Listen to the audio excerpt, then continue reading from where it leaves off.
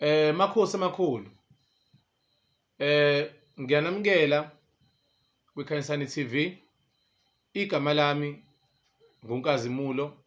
Mawumusha i-channel ngiyacela subscribe khona uzokwazi ukuthola ama-video esikhathi siwakhiqiza. Makhosi amakhulu.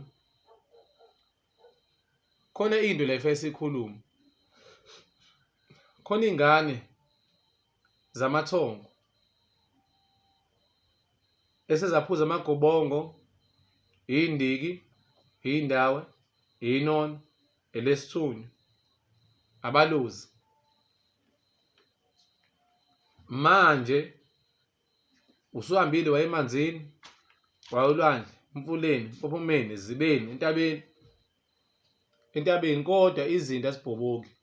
Awuboni, awuzwa lutho, akuhloleki. Usulungise konke even nomsamo wakho kodwa akulungi kahle. Kufanele sikhulume iqiniso ngoba ziningi izingane esezikulesigaba lesengishoyo esezimosha imali eziningi zayephehlweni zaphuthula kodwa still. Makhosi amakhulu, khona igobongo elibalulekile kuthiwa igobongo elimnyama.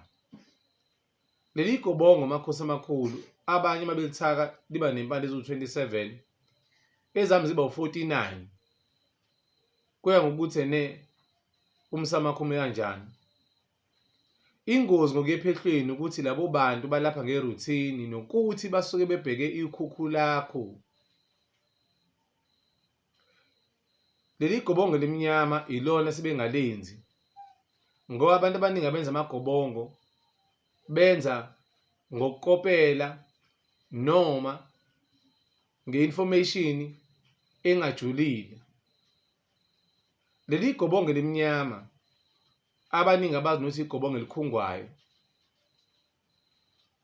ilona elibanga ukuthi abantu bakini ubabone ngqo, bakhulume nawe, lishaya ngqo edlozini. Nikhumbule makhosi amakhulu,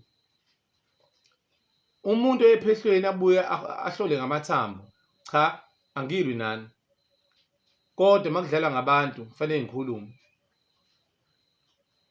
Moya ephehlweni wabuya wahlola ngamathambo. Ukuhlola ngamathambo i-skill, it's a skill set. Kufana ukuthi uzalwe ungawuyena udokotela uhambe uyofuna ubudokotela, kusasa uyahlinza imizimba, kade ulungisa inhliziyo, uzale uyabelethisa, wenza yonke into. I-skill leso. Noma ungafunda ukuhlola ngamathambo. Yebo, izikhwama ziyahluka, khona okukhoniswa okhokho bakho, kodwa still ugobela wakho usuke kufundisa into leyo. Kukancane ukuthi uzifundele wena wedwa uma uhlola amathambo because it's a skill set. Uyangizwa makhosi? Khona izikhwama abantu abalandiswa ogobela kanti izithwalo. Bengafanele ngisabe nesikhwama samathambo. Ngilaphi la ngikhona. Igobongo elimnyama